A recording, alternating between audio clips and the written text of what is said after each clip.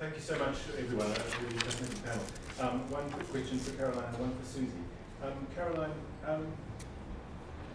this proposition, emergence of global regulatory standards for due regard and due diligence, and the idea of a partnership, one might say that the current pandemic has demonstrated all the failures and deficiencies and dangers in that kind of formulation, both in terms of early notification of the emergence of the disease from the host country, and the WHO's response to that, which was very much cast on the partnership model and has been criticised as being unduly kind to the host state, but also in terms of compliance, where so many states have actually simply, at the early stages in particular, simply ignored the advice of the WHO. So I put it to you that turning to a partnership model may not be enough to really get at the issues in terms of state compliance that the pandemic has exposed. And my question then also would be, what would a new convention add? I mean, David Fiddler advocated that in 1999, a long time before the development of the IHRs. I mean, the IHRs are as close that we have to an international convention, almost universal adherence, subject to one state and one well-known and much disputed territory. They're a pretty comprehensive model. What would a convention add? Susie, my question for you is on the sort of public-private dichotomy that you present, which we're accustomed to thinking about in terms of medical developments and patents. So the idea is the private company goes and develops, and then the public sphere has two functions. One is the gatekeeper function, which you spoke about today, the regulatory function, and the other is as a purchaser to buy these medicines for our use. But isn't a distinctive feature of the present pandemic that a vast amount of public money has been put into the development of these vaccines, either through, in the case of the Oxford vaccine, through the university system, or through direct injections of cash, as the German government did with the development of the vaccine there. Shouldn't that cause us to change the way we think about a patenting system which is premised on encouragement of private enterprise? Thank you. Right, well, thank you, Campbell. Shall I answer that first? How does that sound? A great question. But shared sovereignty? That's a pretty big ask, right? Yeah. And that's really the main concept with which the research at that level takes issue. I don't think I'm suggesting a new convention. I think what I'm probably suggesting is more of a sort of an enhancement of what we have, and a backup and a reinforcement and a setting of the international health regulations against general international law as it is currently evolving. So let's say that there is some move towards maybe an enhancement of the regulations, a new iteration of the regulations, or perhaps a new instrument of some sort. We can only go so far and keep members of the World Health Organization on board with that. So there really are natural boundaries on what we can expect. But if we put attention into the broader context and what the developments in international and the expectations of sovereignty, we may be able to convey strengthened expectations around whatever we have means. And just a final note, it's really interesting to note the forbearance that we have seen in terms of any sort of finger pointing. I know there is a parallel process to the one that Hannah Clark's involved in, looking into the origins of the virus and perhaps those early 6 weeks. And that's important, but isn't it interesting how little finger pointing there's been? And that may be partly because territories of secondary infection rapidly became just as much a source of the virus as the original source. Okay, so yes and no. So first up, it's quite important to separate the patent system from the regulatory system in order to achieve partly the goal that you're hinting at, and they are separate. The public funding of patent interventions has been an issue for some time, right? How can you then privatise these patents? And probably the most famous regulation around that is in the US, the Bayh-Dole Act, which means that the government can be an owner of patents where it has funded it. But the framework, which is emulated in other places, is then the government is the owner of patents and operates as a sort of a quasi-commercial arm. So it doesn't necessarily change that framework, although in terms of money going back into the public purse, there is at least a degree of that. What the invention of biologics as a type of pharmaceutical really indicated was that there was a certain thing about the patent system that didn't always work for biologics, and in the interest of time we'll call them one thing, but really they're quite different, and what I say applies to some biologics more than others.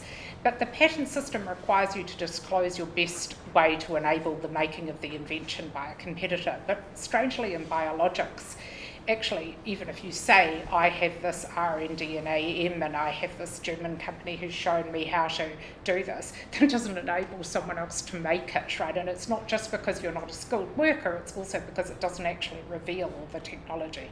So the generic pharmaceutical industry is the biosimilar industry, but what the pharmaceutical company, and I do actually, it's a Freudian slip to interchange them because they're basically the same thing, it discovered is that therefore trade secrecy and regulatory secrecy is more important to keeping your market edge in many biologics, not necessarily. So as I indicated, I have to summarise that for time. So therefore you need to look to the regulator to keep that secrecy. However, in my work in the Marsden project I have with Jessica Lai, we're really looking at what we've called mission creep, which is a body that's charged with the primary purpose of safety and efficacy is not very well suited to deal with linkage to the patent system, both because why should they, and secondly because the patent system itself ought to have more checks and balances of the kind that you hinted at in order to deal with this public-private divide. But working the regulatory system for a wholly public interest, I think, is a little easier than the patent system, partly because it has less embedded agreement or less things around that. So what I'm really hinting at is that actually you could still have privatised patents around these vaccines, but you could actually share the clinical data. And there are, so the Cochrane Foundation is really the most well-known one that has done work on sharing clinical data in order to improve medicine efficacy. You can immediately see that you don't want a third party, if you're a pharmaceutical company, saying, well, actually, if you tweak this and this, wouldn't you have a better vaccine and so on and so forth. You want to do that yourself. But the Cochrane report I mentioned, and this is in the other paper I have, actually looked at the way in which Tamiflu was rolled out in the SARS-1 epidemic, and it indicated that actually if they'd shared the clinical data at the outset, the eventual findings of how to make it work better would have been done so much earlier. There are other things about that report that's relevant. But I think that in order to actually address this public-private divide, there's actually much more space to do it in the regulatory system and not to allow complete sovereignty around the FDA and so on than there is in the patent system.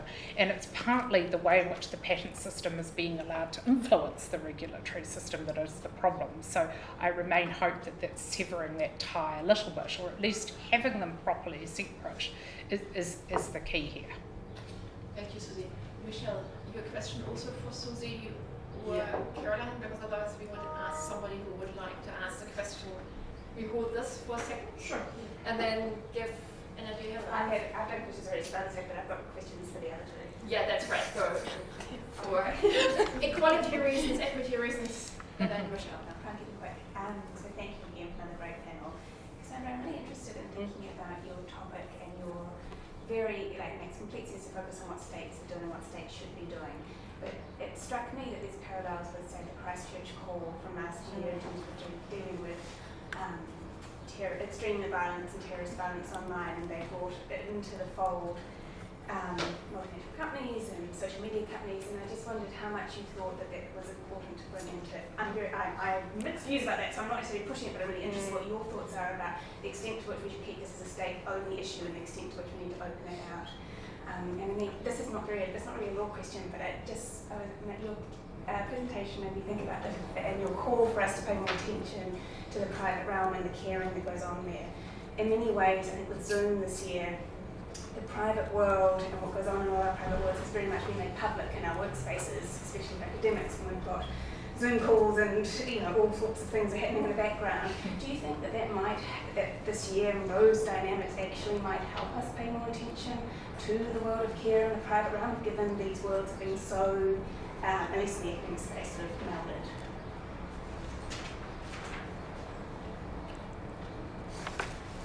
Okay, sorry. So I'm just collecting my thoughts because, I have mixed views about that, because the social media intermediaries, so the biggest ones in the world are Facebook and YouTube. Some would think Twitter, but no, Twitter is quite right down the bottom. It's usually English-speaking countries.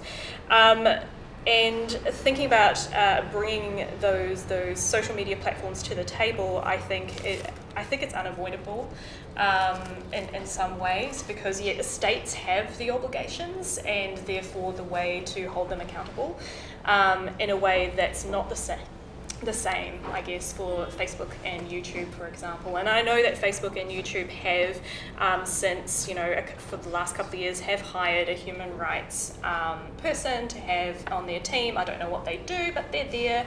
And they're really reactive, but really what we want is proactive steps. And so, yes, and I don't know what my thoughts are there, but I think it's complicated. But I think states have been putting off actual regulation of social media platforms, perhaps waiting for another social media platform to come about and maybe help. But I mean, it's been almost 15 years. It's not going away. It's only getting better and bigger, and the problem is only getting worse. So mixed views at this stage. Thank you. Nick? So the impact of the pandemic on our response, or on the response of states in relation to care, has been relatively poor. So there are some institutions or states that have built on that in the past. So in the EU, for example, just recently in 2019, a new legislation was a new directive was adopted on which links care and work. There were a few response. Even though we can see, like in practice, there is this blurring of the line, we see very little. So essentially, our work is, or what is valued, is based on World War II sorts of standards that were set up. What is of value, what is accounted for, and what is recognized as work. So that's what is in the GDP. And so when you think about it, like all those things that are accounted for, and they might be financial, but they're a form of production that are being made by men. And there's not been any move, very little move in terms of care. So I think a very disappointing response to a reality that has happened. Sorry.